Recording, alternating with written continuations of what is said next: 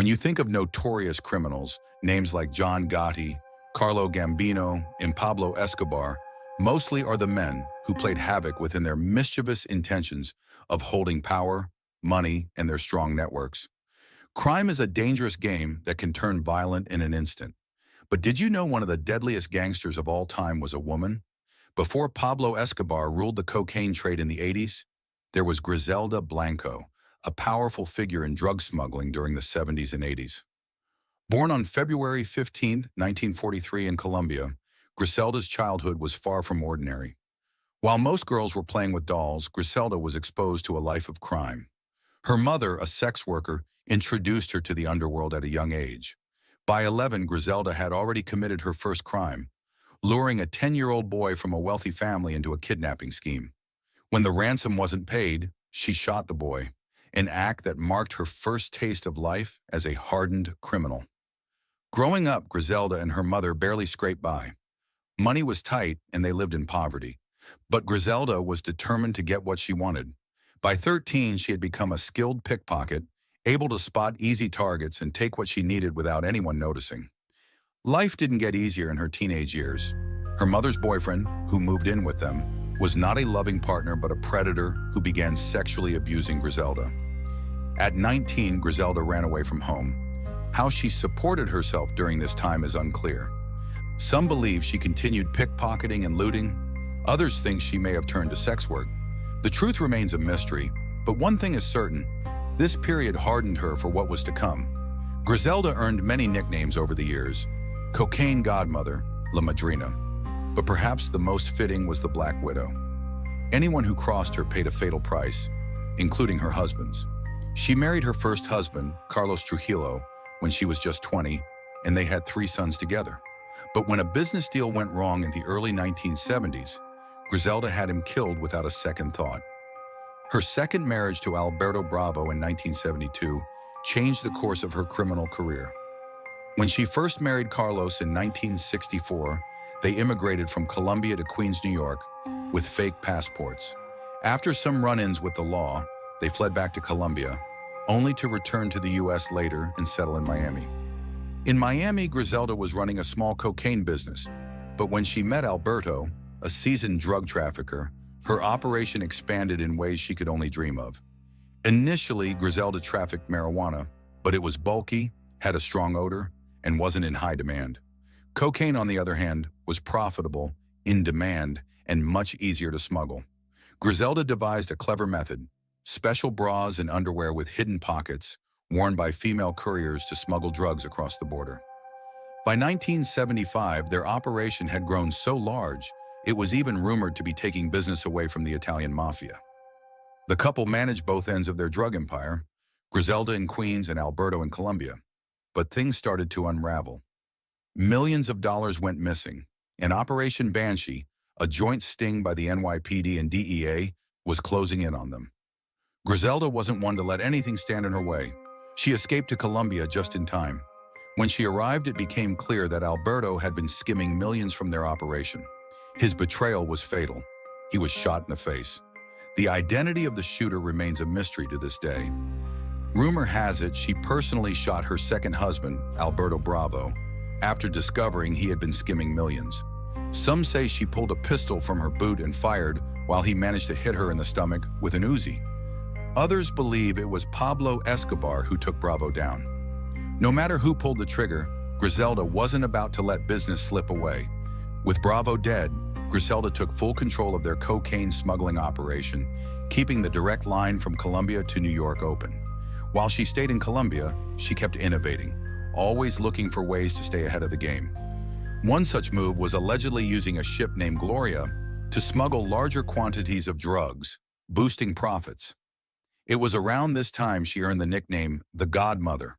In 1978, Griselda married her third husband, bank robber Dario Sepulveda, and soon after they had a son whom she named Michael Corleone, a nod to Al Pacino's character in The Godfather, and a sign of her pride in her title. Griselda was known for her ruthless nature. If someone crossed her, they paid with their life.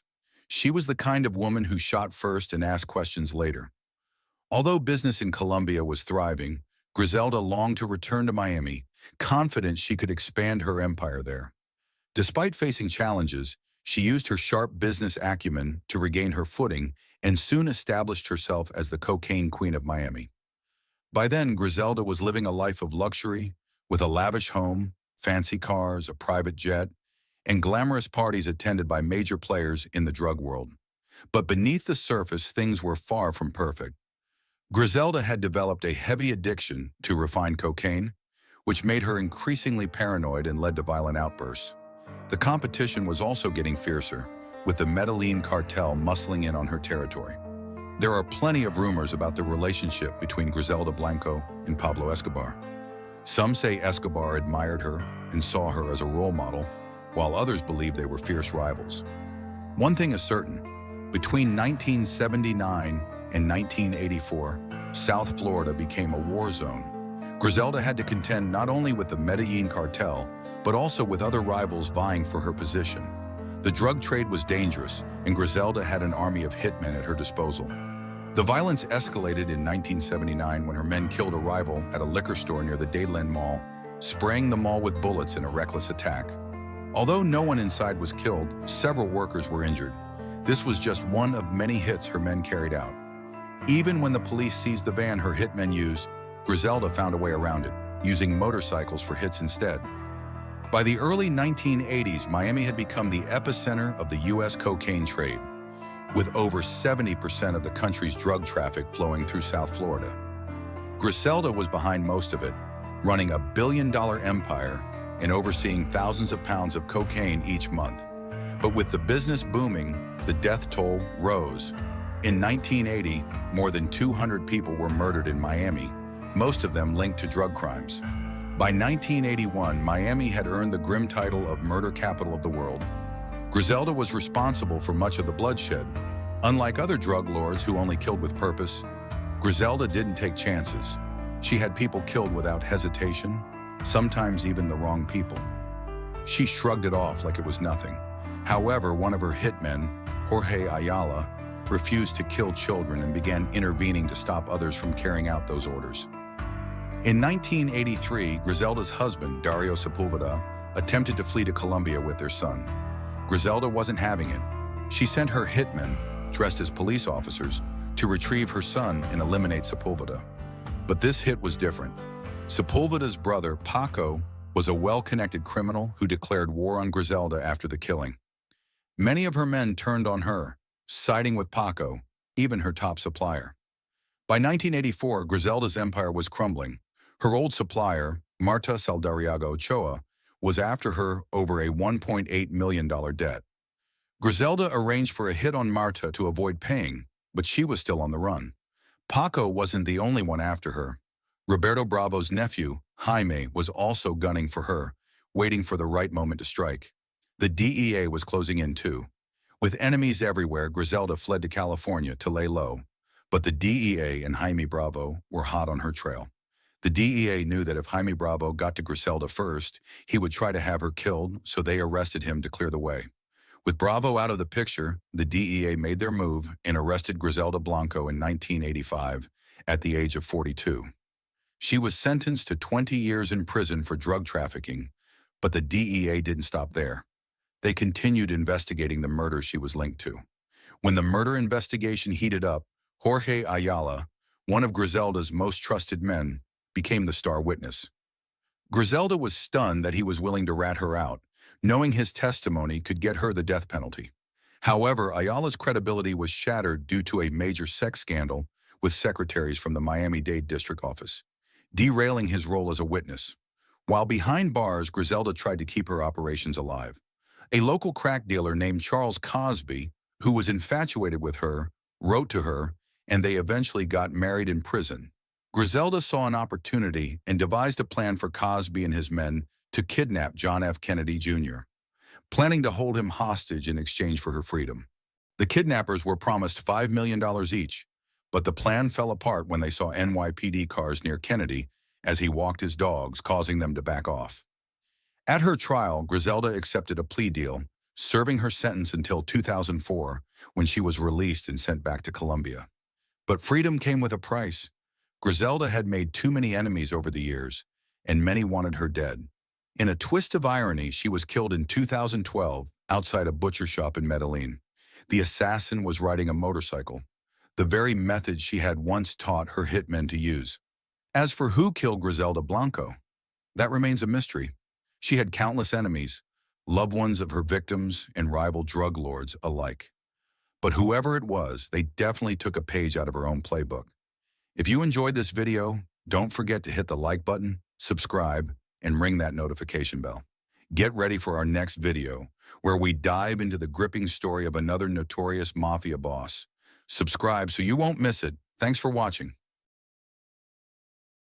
Imagine a man who grew up in the tight-knit streets of Boston's North End, the son of humble Italian immigrants who owned a small grocery store. A young man with dreams of becoming a lawyer who served his country with distinction during World War I. But beneath this respectable facade, a darker path awaited. A path that would lead him into the heart of one of America's most feared crime families. This is the story of Gennaro Angulo, a man who navigated the treacherous waters of organized crime with a mix of cunning, charisma, and cold-blooded determination. How did a once ordinary boy become the ruthless underboss of Boston's underworld? As wiretaps clicked, secrets spilled, and betrayals unfolded, Angulo's life became a high-stakes game where the ultimate cost was his freedom.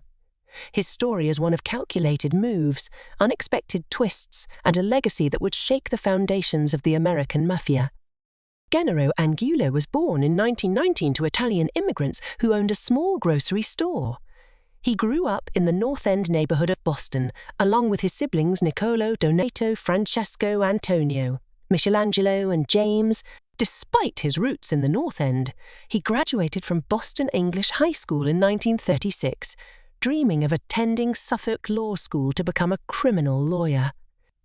At the start of World War II, Angulo enlisted in the U.S. Navy and served for 4 years in the Pacific Theater, rising to the rank of chief boatswain's mate. After his service, he returned to the North End and often dined at Francesca's restaurant on North Washington Street, where he had a regular table in the back room. The Angulo brothers, who had only minor criminal involvement before, saw an opportunity in the numbers game after the previous operators were convicted. They approached small business owners, like barbers and convenience store owners, offering them a wholesale discount on numbers bets. By converting these businesses into betting points, the Angulo brothers built a network that caught the attention of the Mafia. Instead of resisting, they offered a cut to the Patriarca family. In 1963, the Angulo brothers, who owned nightclubs, were publicly identified as members of Cosa Nostra, the American Mafia.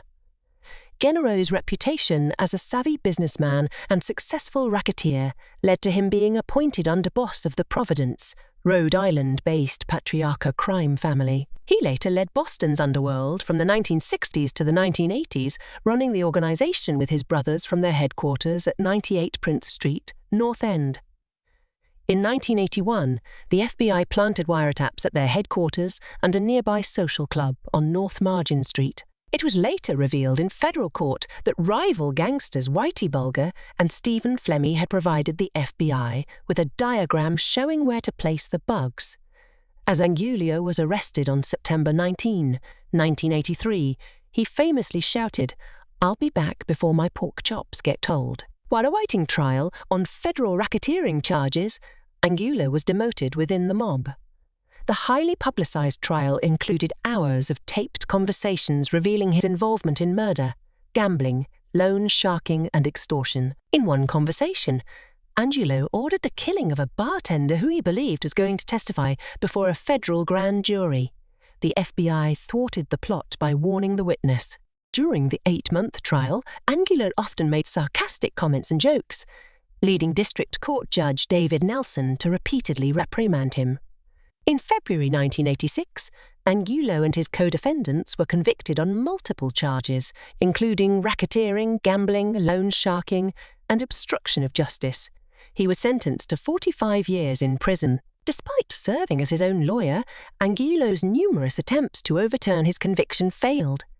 He argued that he was framed by the FBI, Bulger, and Flemmi.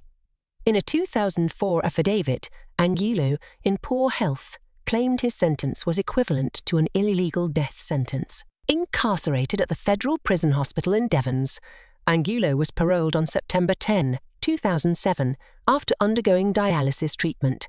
He spent his remaining years at his waterfront home in Nahant with his wife, Barbara, and their 3 children, Jason, Brian, and Genaro Jr. Angulo passed away from kidney failure on August 29, 2009, at Massachusetts General Hospital. His funeral was held at the Joseph A. Langon Jr. Funeral Home in Boston's North End. Genaro Anguio's story is a chilling reminder of how power and ambition can corrupt even the most promising lives. From a neighborhood kid with dreams of becoming a lawyer to a feared underboss in the Mafia, Anguilo's life was marked by choices that led him down a path of crime and betrayal. As you explore the dark corners of history, ask yourself, what drives a man to trade his soul for power?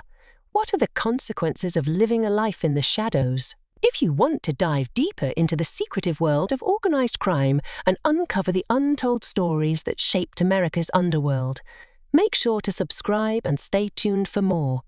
The world of crime is complex, and there's always more beneath the surface. Don't miss out on the next chapter. What does it take to rise from Brooklyn's gritty streets to become one of the most powerful figures in New York's criminal underworld? Meet James "Jimmy Brown" Fila, the secretive mastermind who ruled the garbage hauling industry while keeping the FBI on their toes.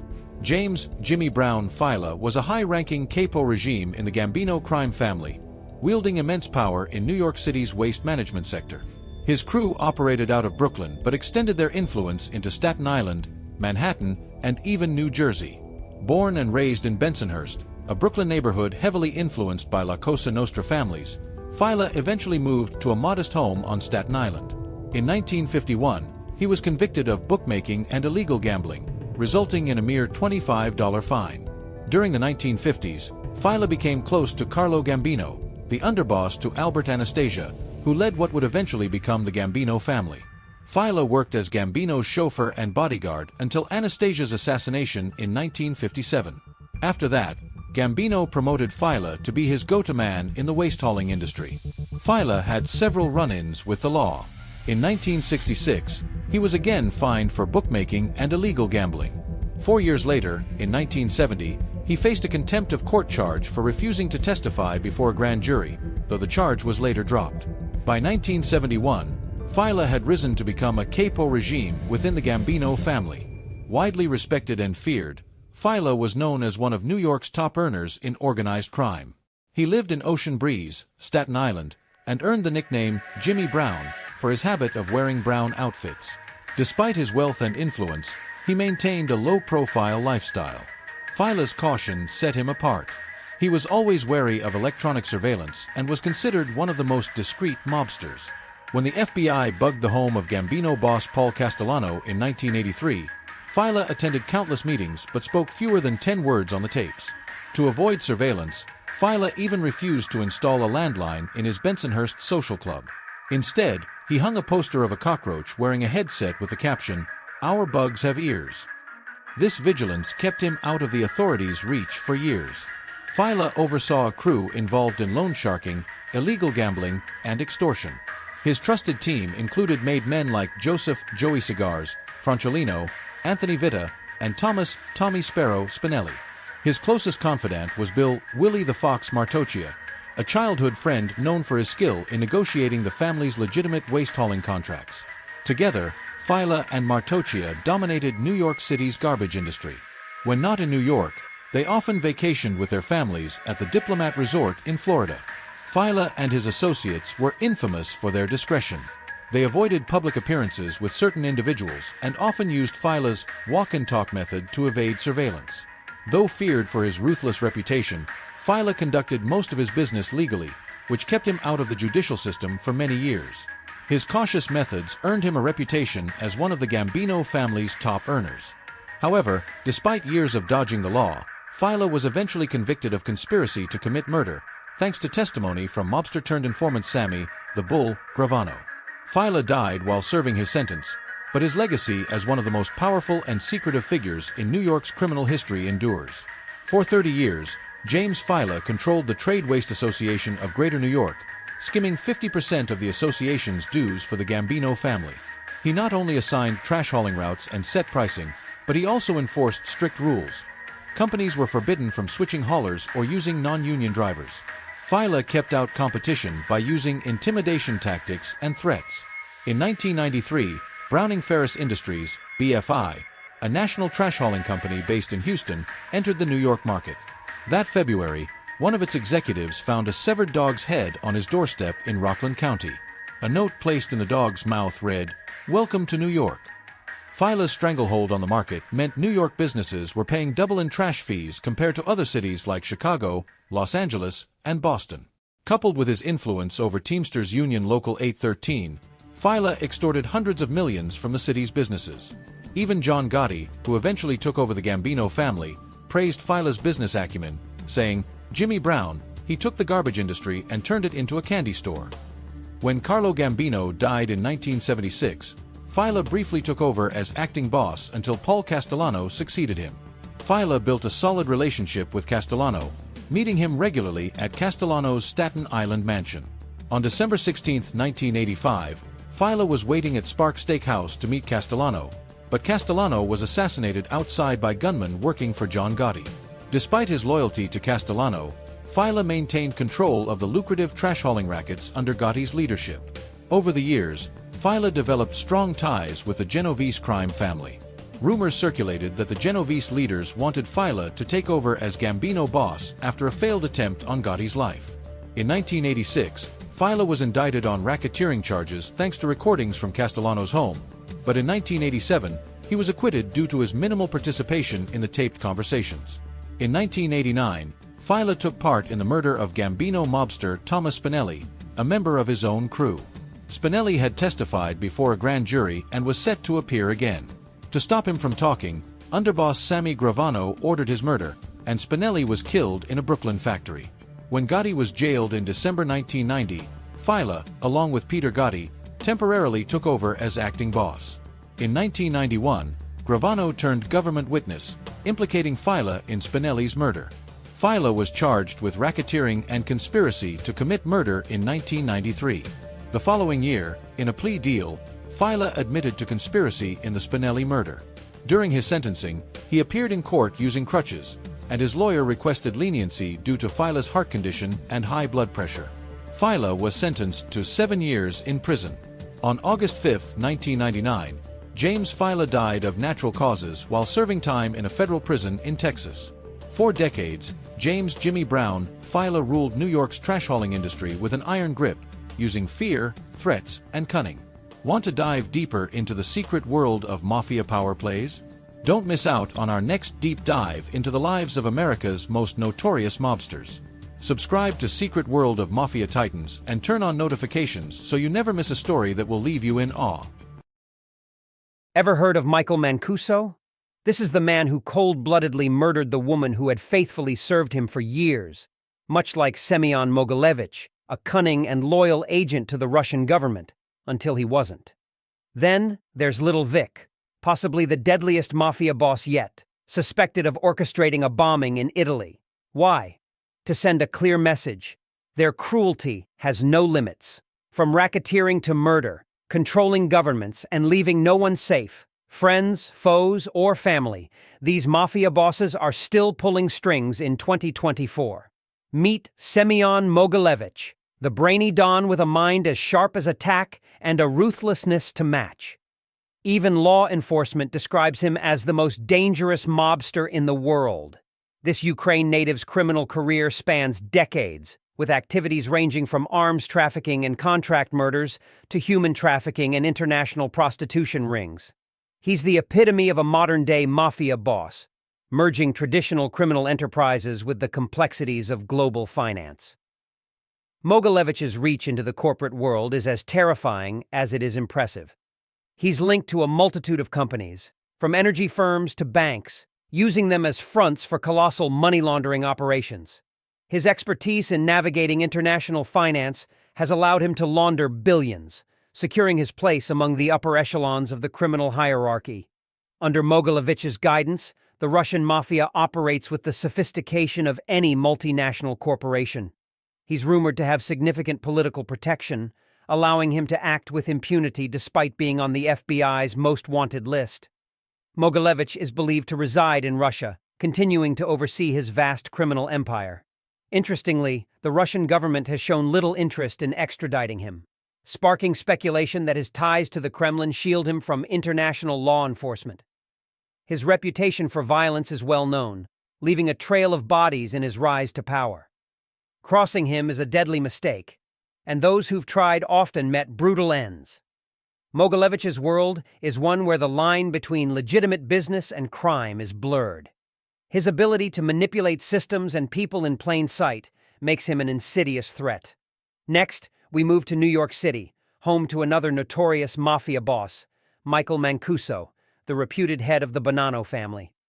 Mancuso's rise to power is a tale of ambition, betrayal, and survival. After serving a 10-year prison sentence for the second-degree murder of his wife, Mancuso emerged from prison hardened and thirsty for power. His criminal record earned him induction into the Bonanno family as an enforcer, and his talent for navigating mob politics and penchant for brutality quickly propelled him through the ranks. Not long after, Mancuso was promoted to captain, a role that granted him more power and respect within the organization. As captain, he ruled his crew with an iron fist, ensuring the Bonanno family's interests were protected while swiftly eliminating enemies. Tales of Mancuso's exploits spread quickly, and his nickname, Mikey Nose, became synonymous with both fear and respect across the streets. Mancuso's influence continued to grow, making him a key player in the family's operations, from extortion rackets to illegal gambling. His name was spoken in hushed tones, and those who crossed him often faced severe consequences. As the new millennium approached, the Bonanno family faced increasing pressure from law enforcement and rival factions. Mancuso's leadership qualities didn't go unnoticed. When the acting boss was arrested on racketeering and murder charges, Mancuso was chosen to take the reins as acting boss. It was during this time that Mancuso made a decision that further cemented his reputation as a ruthless leader. In 2004, Randolph Pizzolo, an associate deemed reckless and a liability, was murdered. Acting on the orders of Vincent Basciano, Mancuso orchestrated the hit. Pizzolo was shot to death on November 30th by Anthony Ace Aiello, a soldier who simply carried out the order Mancuso had given. By 2008, Mancuso was sentenced to 15 years in prison, a sentence many believed would mark the end of his reign. But the walls of a prison couldn't contain his influence. Even while incarcerated, Mancuso's presence was felt throughout the Bonanno family. In 2013, still behind bars, he was named the official boss of the family. Upon his release in 2019, Mancuso wasted no time reshaping the organization. He removed those who had opposed him, including the acting boss and his consigliere, both of whom had tried to undermine his authority. He then appointed new acting bosses, ensuring that his loyalists held key positions of power. Mancuso's leadership was a balancing act. He aimed to revive traditional revenue streams like loan sharking, gambling, and protection rackets while exploring new opportunities to give the family a financial edge. His goal? To secure the Bonanno family's prosperity in a world where the old rules of organized crime no longer guaranteed success. However, in 2020, Mancuso found himself back on the wrong side of the law. He was arrested for violating the terms of his supervised release by associating with known criminals, resulting in an 11-month prison sentence. This setback served as a reminder of the unstable nature of life at the top of a mafia family. As Mancuso serves his time, the future of the Bonanno family remains uncertain. Little Robert D'Onofrio, a feared enforcer, rose through the ranks of the New York underworld and remains free despite his violent tendencies. The early 1990s were some of the bloodiest years in American mafia history, thanks to the Colombo family war. During this brutal conflict, D'Onofrio made a crucial decision that shaped his future. He switched sides in 1991, aligning himself with the faction loyal to the official boss, Carmine Jr. Persico. This move highlighted his strategic insight and deep understanding of the family's power structure. D'Onofrio's loyalty to the Persico faction wasn't without consequences.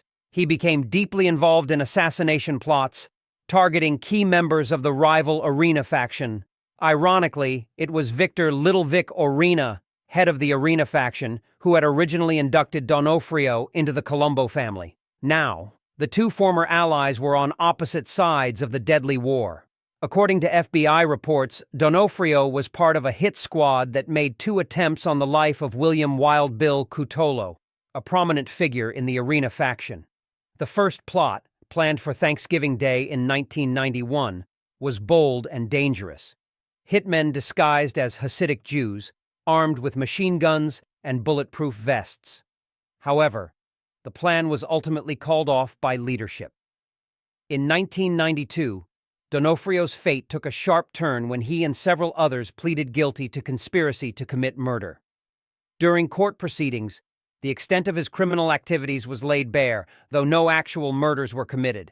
Brooklyn federal judge Leo Glasser, considering the seriousness of the crimes, sentenced those who went to trial to 13 years, while D'Onofrio, who pleaded guilty, received an 8-year sentence. Upon his release in July 2000, D'Onofrio didn't fade into the background. Instead, he re-established himself within the Colombo family. His connections to both the Persico and Arena factions allowed him to play a pivotal role in unifying the fractured organization, as the family reeled from a federal racketeering case, which resulted in 14 guilty pleas, including that of reputed boss-in-waiting Theodore "Skinny Teddy" Persico. D'Onofrio was poised to rise. His appointment as acting boss marked a new era for the Colombo family, one shaped by the bloody lessons of its past. Though he operates under the radar, D'Onofrio maintains tight control over the family's business, guiding it with a steady hand while staying out of the spotlight. He manages the family's rackets, from loan sharking and gambling to more sophisticated white-collar crimes. His ability to adapt to the ever-changing criminal world while maintaining the family's core operations speaks volumes about his leadership. The respect Little Robert commands is clear, especially when you consider how he's managed to avoid the legal trouble that has snared many of his Mafia counterparts. His knack for staying under the radar while keeping the family's empire intact is a testament to his discretion and savvy. D'Onofrio's influence is also seen in the loyalty he inspires among his associates. His deep ties to both the Persico and Arena factions have helped him foster a rare sense of unity within the family, something that's been hard to come by in the past. This unity has shielded the family from law enforcement infiltration, helping to secure Little Robert's reign and freedom. Another name that comes to mind when thinking of those skilled at evading capture is Italian Mafia boss Domenico "Italian Dom" Zolo.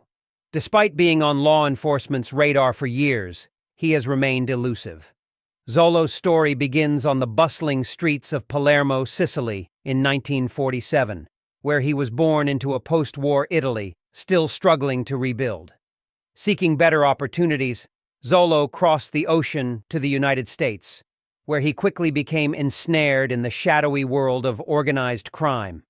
As Zolo settled into American life, he found himself drawn into the expanding web of the Gambino crime family, a name synonymous with power and fear.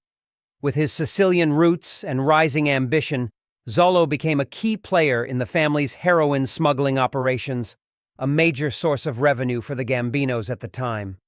Though sentenced to 6 years in prison in 1982, his time behind bars didn't diminish his influence or sever his ties to the family.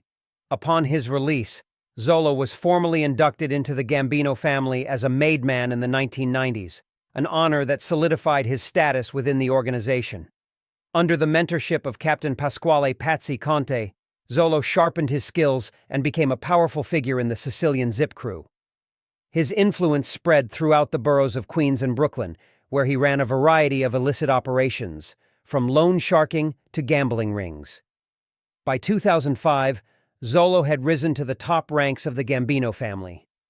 Recognizing his potential, street boss Jackie D'Amico, a former ally of the infamous John Gotti, appointed Zolo as the family's underboss, cementing his place among the upper echelons of Mafia power. This role wasn't just a title. It was a mandate to oversee the Sicilian faction within the Gambino family, a responsibility that Zolo took on with a sharp mind and a firm hand. While he lived with his mother and maintained a front of legitimacy working at a bakery, his real power operated in the shadows. As his control over the family's operations grew, so did the respect he commanded from his peers. Then, in July 2011, the winds shifted again. With Peter Gotti behind bars, the Gambino family needed a leader who could steer them away from past mistakes. Zalo was their answer. His appointment as boss was a return to the old-school Mafia ways, a style of leadership that consolidated power under one unchallenged figure. Zalo's reign marked a crucial chapter in the history of organized crime. His leadership represented a throwback to an era where the boss's word was law and loyalty was the currency of power. From the streets of Palermo to the top of one of America's most feared criminal organizations, Zolo's journey left an indelible mark. Even as the sun sets on his chapter in Gambino family history, the echoes of his influence continue to ripple through the world of organized crime. Now, let's turn our attention to another calculated leader, Liborio Barney Bellomo, the strategic boss. These mafia figures may be ruthless, but behind their operations lies a web of careful planning and strategy. Bellomo's rise within the Genovese family was remarkable. By age 20, he was initiated into La Cosa Nostra in a secret ceremony. His sponsor, Vincent Caffaro, saw in him not just a protege but a future leader capable of carrying the family's legacy into a new era. In the early 1980s, Bellomo took command of the 116th Street Crew, a faction involved in everything from illegal gambling to labor racketeering. His influence extended into the New York City District Council of Carpenters, showing his skill in manipulating labor unions for the family's benefit. Unlike many mobsters of his time, Bellomo's approach was unconventional. He avoided the spotlight, often meeting with fellow criminals under cover of night in secluded areas. His choice of attire, jeans and sweatshirts, was a stark contrast to the flashy suits typically worn by other mafia figures. This preference for discretion became a defining feature of his leadership, allowing him to operate with a degree of anonymity in the dangerous world of organized crime. Under Bellomo's leadership, the Genovese family's grip on the construction industry expanded. He became the leading racketeer within the New York City District Council of Carpenters, using his influence to shape the city's skyline. His control extended to the Jacob K. Javits Convention Center, where he placed loyal crew members in key union roles, further strengthening his hold on construction rackets. However, Bellomo's empire faced its share of challenges. His rise to power involved several brutal power moves, including a violent jurisdictional dispute with Little Italy captain Peter DeFeo. The outcome was a clear testament to Bellomo's strategic skill. He gained full control over Bronx Carpenters Local 17, effectively pushing out DeFeo's influence and tightening his own grip. But the law had been watching. On June 11, 1996, Bellomo faced a slew of charges under the Racketeer Influenced and Corrupt Organizations Act, RICO. The indictment accused him of a range of crimes, including murder, extortion, and labor racketeering, painting a picture of someone with deep and widespread criminal ties. The murders of mobsters Ralph DeSimone and Antonio Lorenzo, both suspected informants, stood out as particularly damning evidence of just how far Bellomo would go to protect the family's secrets. Even though he tried to dodge justice, going as far as passing polygraph tests, the evidence against him piled up, forcing him to cut a deal with prosecutors. Bellomo pleaded guilty to extorting payoffs from a construction union and a garbage hauling company, which led to a 10-year prison sentence. It was a major blow to both Bellomo and the Genovese family, but his influence and the fear he commanded among allies and enemies didn't fade. After being released from prison on December 1, 2008, Bellomo returned to a world where organized crime had shifted, but the Genovese family still thrived. His return was marked by a strategic consolidation of power and a reaffirmation of his standing within the family. Another mobster with a similar reputation is Victor Little Vic Amuso, whose criminal empire is anything but small. Amuso's reign as the iron-fisted leader of the Lucchese crime family is one of the most violent and power-hungry chapters in American mafia history. His story is filled with bloodshed, power struggles, and an unwavering grip on the underworld. As a young man, Amuso was drawn to the Lucchese crime family, which at the time was one of the most powerful mafia organizations in the country. Under the leadership of Tommy Lucchese, the family was involved in everything from loan sharking and gambling to extortion and murder. Amuso's ambition and ruthless nature quickly got him noticed, and he steadily rose through the ranks. The 1980s brought a massive shakeup in the Lucchese family after the death of boss Anthony Corallo. With his close ally and notorious enforcer Anthony "Gaspipe" Casso, Amuso navigated the family's internal power struggles with a lethal combination of cunning and brutality. By the late 80s, he had secured his position as boss of the Lucchese family. Under Amuso's reign, the family saw one of its most violent periods, with a relentless pursuit of power and wealth at the cost of human lives. His leadership was authoritarian, and the family's criminal activities were vast, reaching far beyond the Mafia's traditional realms. One of the most profitable ventures under Amuso's rule was the garment district racket. The Lucchese family controlled trucking routes and labor unions in the area, raking in millions of dollars through extortion and kickbacks. Amuso's grip on the family and its criminal empire was unyielding, marking him as one of the most ruthless leaders in the history of organized crime. The Lucchese family had a major grip on the construction industry, rigging bids and controlling unions to secure contracts and manipulate the market for their benefit. But Amuso's downfall began in the early 90s when law enforcement, armed with RICO statutes, started cracking down on mafia activities. Several of his associates were arrested, and the family's operations were under heavy surveillance. In 1991, Amuso himself became a fugitive after being indicted on charges including murder and racketeering. As the noose tightened, Amuso's enforcer, Anthony "Gaspipe" Casso, was captured. Facing life in prison, Casso flipped, turning informant and delivering damning evidence against Amuso. This betrayal from within his trusted circle dealt a crushing blow to Amuso's power and signaled the beginning of the end for his reign. After nearly a year on the run, Amuso was finally caught in Pennsylvania. His trial became a media sensation as details of the Lucchese family's criminal exploits captivated the public. Amuso was convicted on multiple counts and sentenced to life in prison without parole. Amuso's criminal empire left a lasting mark. The violence and corruption under his rule rippled through society. Businesses were crippled by extortion, drugs tore apart communities, and the rule of law was constantly challenged by the Lucchese family's bold actions. His downfall also marked a turning point in the fight against organized crime.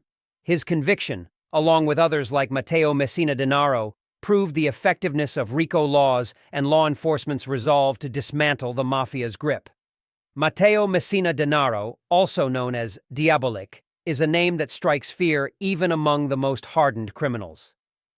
Born in Castelvetrano, Sicily, Denaro has been a fugitive since 1993, the last of the old guard of Cosa Nostra.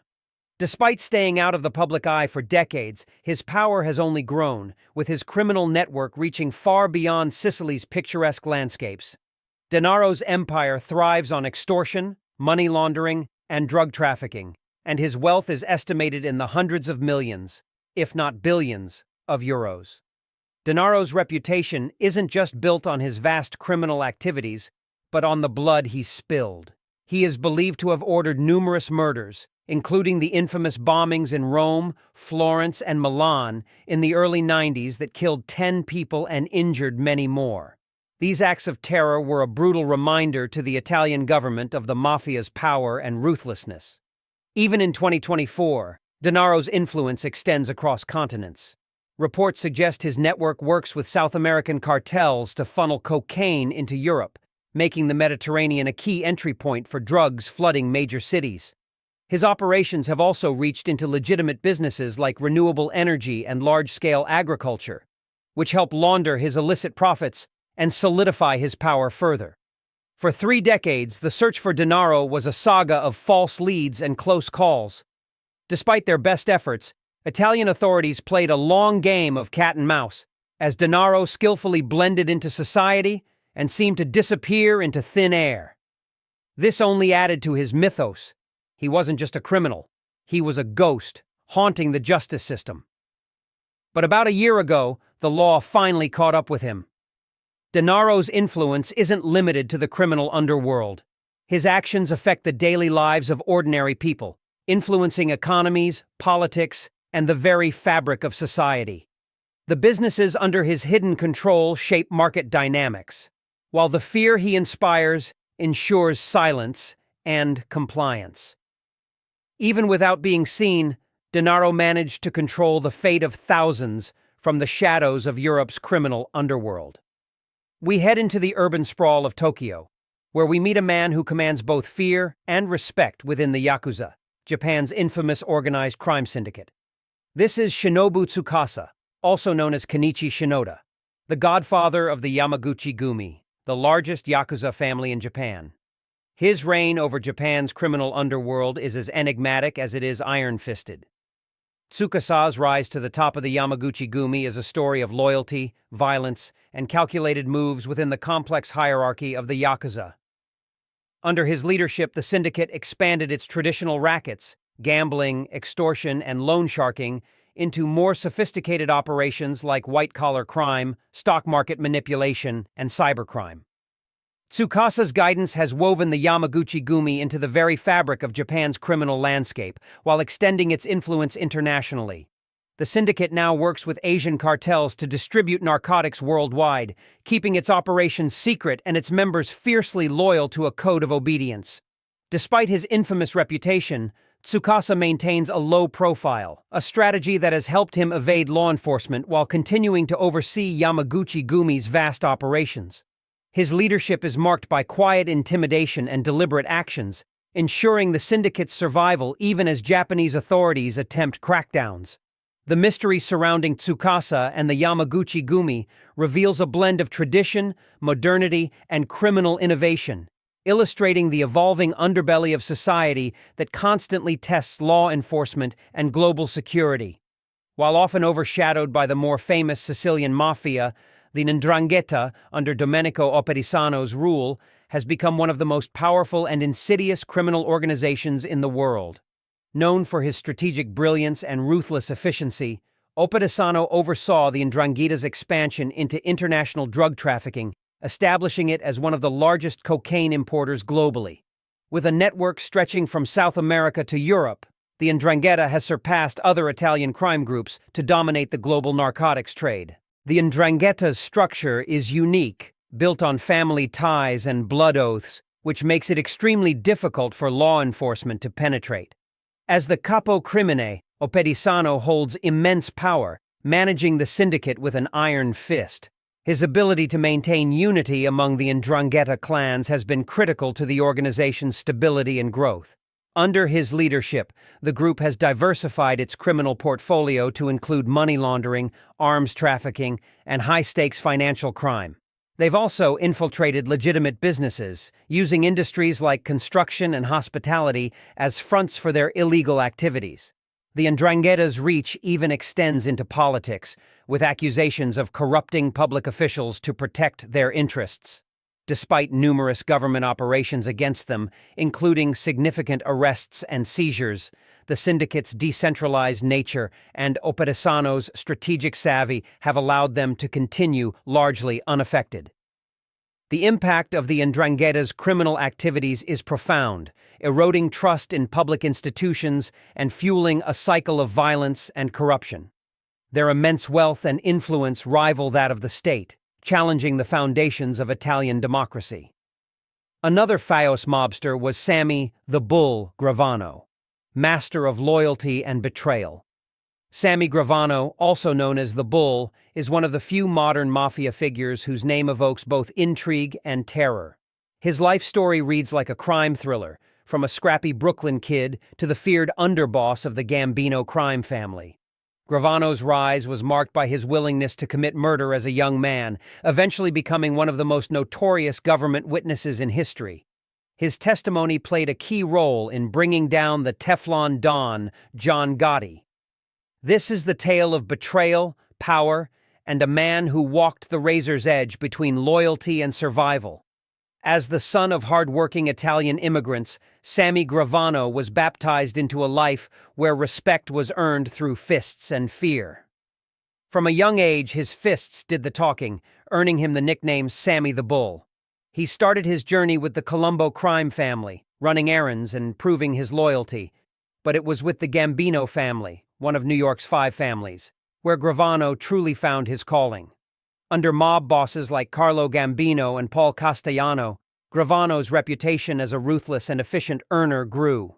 He was involved in loan sharking, hijacking, and extortion, but his real mark was made in the construction industry, where he used intimidation and mob ties to secure lucrative contracts and control labor unions. Soon, he became a fully initiated member of the Mafia, tasked with carrying out the family's dirty work. With the assassination of Paul Castellano outside Sparks Steakhouse, John Gotti rose to power, and Gravano stood by his side as underboss, the second in command of the Gambino family. While Gotti earned the nickname the Teflon Don for dodging convictions, it was Gravano's shrewdness and brutality that fortified their empire. But by the early 1990s, cracks began to show. Rumors of betrayal swirled, and the Gambino family's foundation began to crumble. When law enforcement finally caught up with Gotti, Gravano, and other high-ranking members, the charges were severe, ranging from murder to racketeering. Faced with the grim prospect of life in prison and hearing tapes of Gotti speaking ill of him, Gravano made a decision that would change Mafia history forever. In a move that stunned both law enforcement and the Mafia, he agreed to become a government witness, breaking the sacred code of silence, or omertà. Gravano's testimony was a treasure trove for the government, unraveling the inner workings of the Gambino family with chilling precision. His words were the linchpin in the case against Gotti, exposing secrets and implicating his former associates in crimes that had long been buried. The trial became a media sensation, with every revelation making headlines. In the end, Gotti was sentenced to life in prison, effectively ending his reign. But Gravano's betrayal wasn't without consequences. The Mafia never forgives, and the price on his head made clear the depth of betrayal felt by his former brothers in arms. His family was forced to live with the danger and stigma of his cooperation. Once a feared mobster, Gravano became a pariah, living in the shadows, always looking over his shoulder. The bull had turned on the Mafia, and nothing would ever be the same. Sammy Gravano, Domenico Opetisano, Shinobu Tsukasa, Matteo Messina Denaro, Victor Amuso, deadly Mafia bosses with one thing in common. They never believed they'd end up behind bars. In their minds, the script always went according to plan, until it didn't. If you found this story intriguing and want to stay updated on the latest from the world of organized crime, don't forget to subscribe to our channel and hit the bell icon. What's next in the criminal underworld? Stay tuned to find out.